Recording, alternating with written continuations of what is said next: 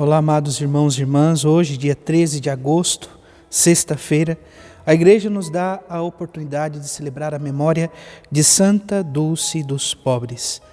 Peçamos ao Deus da vida que, exemplo desta mulher que se dedicou integralmente ao amor ao próximo, possamos também nós viver este caminho de amor, de entrega e de doação. Iniciemos este momento em nome do Pai, do Filho e do Espírito Santo. Amém. A graça e a paz de nosso Senhor Jesus Cristo, o amor do Pai e a comunhão do Espírito Santo esteja sempre convosco. Bendito seja Deus que nos reuniu no amor de Cristo. Amados irmãos e irmãs, hoje também, neste dia 13, queremos olhar para o sexto encontro da Semana Nacional da Família. O amor perdoa sempre. O Evangelho de hoje se encontra em São Mateus, capítulo 19, versículos 3 a 12. O Senhor esteja convosco, Ele está no meio de nós. Proclamação do Evangelho de Jesus Cristo segundo Mateus. Glória a vós, Senhor. Naquele tempo, alguns fariseus aproximaram-se de Jesus e perguntaram para o tentar: é permitido ao homem despedir sua esposa por qualquer motivo? Jesus respondeu: nunca lestes que o Criador desde o início fez o homem e mulher e disse: por isso o homem deixará pai e mãe e se unirá à sua mulher e os dois serão uma só carne? De modo que eles já não são dois, mas uma só carne. Portanto, o que Deus uniu, o homem não separe. Os fariseus perguntaram: então, como é que Moisés mandou dar certidão de divórcio e despedir a mulher? Jesus respondeu: Moisés permitiu despedir a mulher por causa da dureza do vosso coração. Mas não foi assim desde o início. Por isso vos digo, quem despedir a sua mulher, a não ser em caso de união ilegítima, e se casar com outra, comete adultério. Os discípulos disseram a Jesus: se a situação do homem com a mulher é assim, não vale a pena casar-se. Jesus respondeu: nem todos são capazes de entender isso, a não ser aqueles a quem é concedido. Com efeito, existem homens incapazes para o casamento porque nasceram assim, outros porque os homens assim os fizeram, outros ainda se fizeram incapazes disso por causa do reino dos céus. Quem puder entender, entenda. Palavra da salvação. Glória a vós, Senhor. Vamos ouvir brevemente o relato sobre Santa Dulce dos Pobres. Dulce nasceu na cidade de Salvador em 1914 e lá faleceu em 1992. Religiosa, de profunda caridade com os desfavorecidos, ajudou e criou várias instituições filantrópicas, tornando-se conhecida como o Anjo Bom da Bahia. Foi canonizada em 13 de outubro de 2019 pelo Papa Francisco. Seu exemplo nos anime a procurar o caminho da igualdade e da solidariedade. O Evangelho de hoje, amados irmãos e irmãs, nos coloca diante então desta realidade do matrimônio. O questionamento a Jesus por parte dos fariseus sobre a realidade de despedir a esposa por qualquer motivo, ou seja, de dar-lhe uma carta de divórcio ou separação por qualquer motivo aparente. Jesus, então, traz ao conhecimento daqueles que ali estão o convite e a vocação de Deus para homem e mulher, aqueles que assim procuram viver, o convite para viver então esta vocação do matrimônio. Nunca lestes o que foi escrito desde o início? O homem deixará pai e mãe e se unirá à sua mulher, e os dois serão uma só carne. O sentido então da unidade profunda e íntima entre o casal.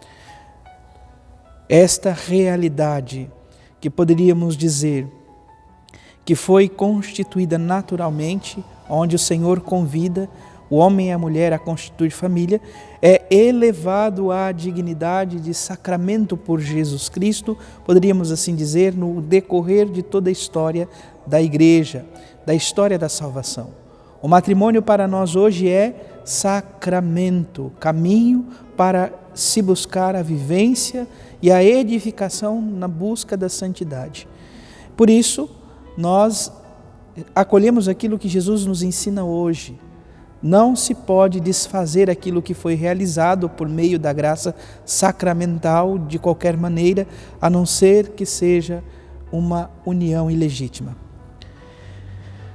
Muito se fala hoje em dia da nulidade do matrimônio e alguns até confundem com o divórcio da igreja ou o divórcio que a igreja estabelece para o casal.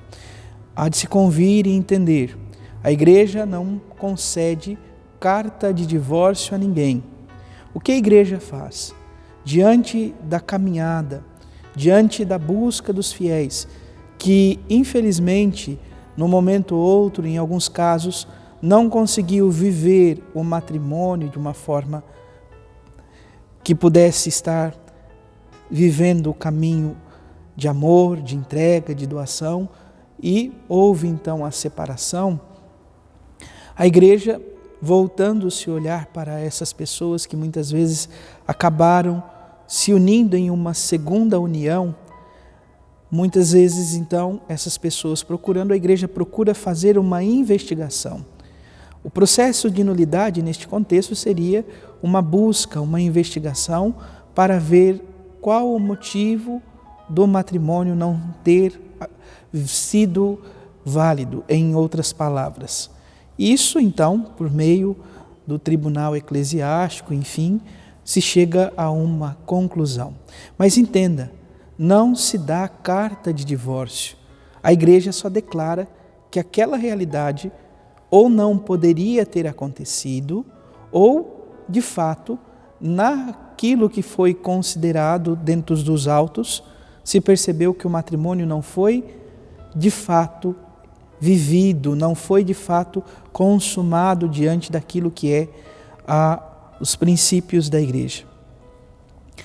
Por isso que nós nos deparamos justamente com isso. Jesus que convida a esta vivência do caminho do amor conjugal, um amor que é recíproco e para a vida toda. Mas, ao mesmo tempo, nós observamos depois que o Senhor muda um pouco a tônica, o sentido desta palavra. Ele fala daqueles que não se dão a casamento, homens que são incapazes, porque assim os nasceram, que não se sentem atraídos para a vida conjugal. Outros assim o foram, constituídos pelos homens, isso mais presente na época então em que homens se tornavam eunucos para conviver ali com suas senhoras. E por fim, Jesus fala daqueles que se fazem incapazes por causa do reino dos céus. Homens e mulheres que consagram a vida a Deus, uns pelos sacerdócios, outros pela vida consagrada e outros ainda na vida cotidiana pelo voto de castidade e celibato também. Viver este caminho não é dizer que a pessoa se torna incapaz, mas é uma abertura para o amor ao próximo, como fez a Santa Dulce dos pobres. E hoje, olhando para este sexto encontro, o amor que perdoa sempre, nós somos convidados a refletir sobre esta realidade, olhando para as nossas famílias, pedindo ao Deus da vida que nos conceda sempre a graça de buscar, vivenciar profundamente este sentido de Deus em nossos lares. Temos meditado sobre o conteúdo deste caminho durante esta semana, sobre o conteúdo da exortação apostólica Amoris Laetitia, e aprendemos um pouco mais sobre a importância do perdão na vida da família. Sabemos que a nossa humanidade é frágil, mas exatamente a partir dessa fragilidade somos convidados a viver a liberdade que Cristo veio anunciar por meio do amor e do perdão. Louvado seja nosso Senhor Jesus Cristo, para sempre seja louvado. Abençoe-vos o Deus Todo-Poderoso, em nome do Pai, do Filho e do Espírito Santo. Amém. Graça e paz.